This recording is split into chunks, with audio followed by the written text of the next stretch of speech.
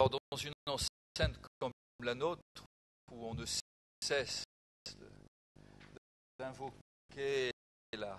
centralisation absolue, une péréquation qui se fait au détriment du département, là nous sommes dans une situation inversée puisqu'il s'agit d'une décentralisation dans la gestion des fonds structurels qui jusqu'à présent étaient gérés par les services de l'État et qui se traduit par un abondement qui est complété, puisqu'on est dans une logique de cofinancement par des apports, et qui représente, pour ce qui est des fonds alloués au département, un montant de près de 3 millions d'euros. Dans cette démarche, je crois qu'il faut féliciter le Conseil régional qui a mené un lobbying assez conséquent, parce qu'au départ, la région n'était pas dans les régions éligibles de par son positionnement en termes de compétitivité. Il y a eu plusieurs autres régions d'ailleurs qui couvraient ce risque. Et la deuxième chose, effectivement, non seulement c'est d'avoir mené ce combat, mais c'est d'avoir pris le parti avec l'État, de descendre plus bas que le niveau régional pour le FSE, ce qui est plus logique, puisque pour le FEDER,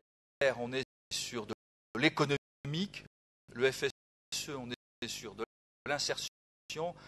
de la formation, de l'emploi, et donc il était plus logique de le redistribuer en fonction des compétences des différentes collectivités. Donc je trouve que pour la première fois, en se livrant à cet exercice qui consiste à redistribuer les responsabilités de chacun en fonction de ses compétences, on va peut-être avoir une organisation que je qualifierais à la fois d'originale et cohérente. Puisque l'un des enjeux, c'est quand même de mobiliser la société civile, de mobiliser les acteurs sociaux et économiques pour qu'ils s'inscrivent dans ce type de démarche au niveau territorial. Le département a pris le parti de s'y inscrire, de participer à une logique de co-instruction, ce qui veut dire tout de même que cela suppose la mise en place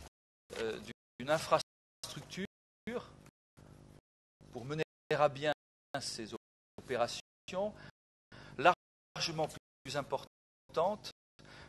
que, par exemple, ce qui a pu être fait dans le cadre des appels d'offres relevant de l'économie sociale et solidaire. Il y a tout un travail de sensibilisation, d'information,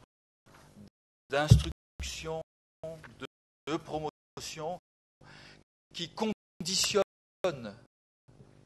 l'utilisation optimale de ces fonds. Car dans certaines régions, les évaluations qui ont été faites pour les précédents fonds structurels ont montré qu'il y a eu une sous-utilisation parce que justement les politiques d'accompagnement, les politiques information de sensibilisation n'avait pas été suffisamment substantielle. En tous les cas, c'est un dossier important puisqu'il y a quelques grandes associations dans notre département qui bénéficient de ces fonds, parmi lesquels Hauts-de-Seine Initiative, à hauteur de 160 000 euros. Je rappelle que nous sommes sur l'opération numéro 9 qui privilégie l'inclusion, et donc nous aurons un rôle important avec l'État pour à la fois veiller à ce qu'il y ait une bonne appropriation, une bonne utilisation, et en même temps qu'il y ait également une continuité dans ce qui avait pu être fait au préalable. Donc tout ceci pour dire